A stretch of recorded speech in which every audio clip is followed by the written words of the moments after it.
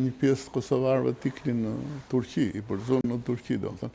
Ata pretendonin që, dhe akoma sot thonë, është djepi qytetërimi serb, e i shpirtit serb, do se kanë ato manastiret e më të thash.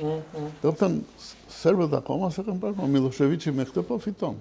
Prandaj dhe mbarën këtë qëndrim, se nuk është aq budalla.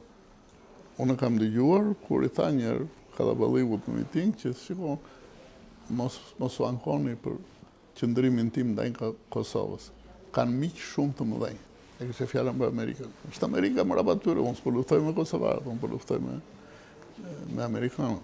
Dhe të thënë, serbët akoma, a i fiton vota me këtë qëndrim, edhe a i biznesmen është. Vota kërkon. Ku është Vučić? Vučić, sigurisht. Biznesmeni politikës, nuk po them, nuk prodhon në gjopa. Biznesmen, a i mendon se nga meren votat. Si meren votat? Votat meren duke mbajtë këtë qëndrim që Kosova është Serbi.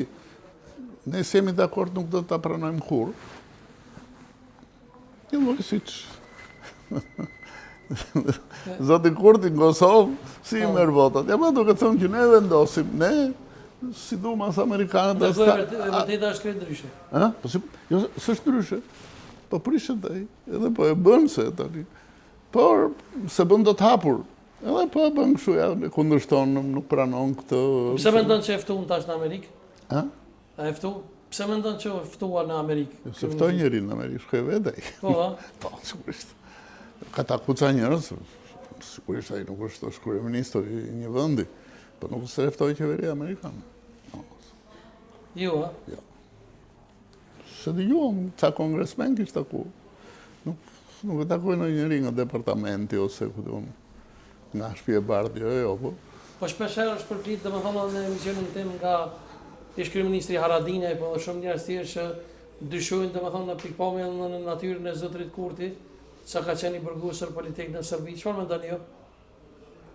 A është problem për sigurinë kombëtare siç mendojnë ata? Nuk di ta them, do ishte gabim që të prononsohej shumë. Ai ka qenë në sa diu një vit e gjys 2 vjet burg. Në Kosovë, pastaj e liruan. Në Serbi, pastaj e liruan. Ma jeni taku gjatë luftës në herë me ta? Jo. Sa i ka punu në zyre të Adem Demoqit? E di që ka qenë, pas Demoqi nuk ishte zyrë këtu. E di që ka qenë se e kam lexuar biografinë e vetë, se më intereson dhe të me ditë do. Tani, jo atëherë kurisht, kam nga shiku në 2002, ku Albin Kurti se njifte kush. S'kam pas rast me e takuat njëri. Por lexova biografinë dhe kam parë që me sa duhet është njëri i zoti për të bërë propagandë. I zoti për të bërë propagandë? E për të udhëheq shtetin ju, a? Për me udhëheq shtetin? Shiko, të thash janë interesa. Interesi kryesor i ti, sipas me. Nuk është Kosova. Është pozicioni i ti. Dhe pozicioni i ti kërkon vota. Dhe votat merren në këtë mënyrë. Duke i bërë qefin qytetarëve kosovarë që me sa duket nuk janë aq të informuar, nuk janë aq vuajnë për një çik patriotizëm, se thash. Ka të nëvush. Kjo është arsyeja. Nëse doni me një temë tjetër tek vrasja e Azem Hajdarit. Keni thonë shumë herë që Azem Hajdari nuk ishte vrasje politike? Jo, unë asnjëherë. Jo, a? Absolutisht jo.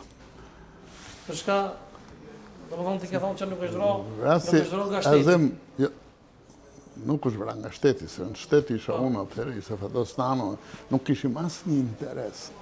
Po vrasje politike ishte, a? Jo, s'është vrasje politike. Ato e përdori politika, e përdori Berisha, praktikisht. Në çfarë forme? Në formën që ai e njifte Tropojën, kishte njerëzit e vetë, dhe Tropoja edhe në atë kohë ishte ndarë me 2 kampe, një kamp që ishin më afër socialistë, një kamp që ishin demokratë, se kishin Berishën. Dhe e dihesh që me Haklet kishte një konflikt Azem Hajdari. Pretendohesh që një nga vëllezërit Hakle ishte vrarë, jo nga Azemi vetë, po nga njerëzit e tij. Nga njerëzit e tij, për hesap ti, me thënë më mirë. Dhe dihesh që ata edhe mburreshin, me thënë drejtën në Kosovë, se me zakonet janë andej, në qoftë se do marrësh hak, duhet ta thuash se marrësh hak dhe se haku nuk merret për gjakun tënd, merret hatët Kalaballikut, që vinë rreth rrollë, bile ta kërkon Kalaballiku rreth rrollë. Dhe ne dinim këtë gjë, ne patëm këshillu Azemin, na falenderoj praktikisht në si shik. Dhe në televizion ka dalë dhe tha, po, unë kam marrë. Se ja qumë lafin vetë, po më shumë ja thamë ministrit brëndë, ta asaj kohë që kishtë qenë në një parti me Azemin, kishtë qenë partinë demokratike, dhe kishin sa ju një parti më vete, do ona e njifte Azemin personalisht. Dhe ja kishtë thënë dhe Azemin tha në televizor, që unë falenderoj shikun edhe ministrin e brëndshëm që e informuan që shiko ka tentativa, i ditha dhe i ka marrë masa. Bas jam.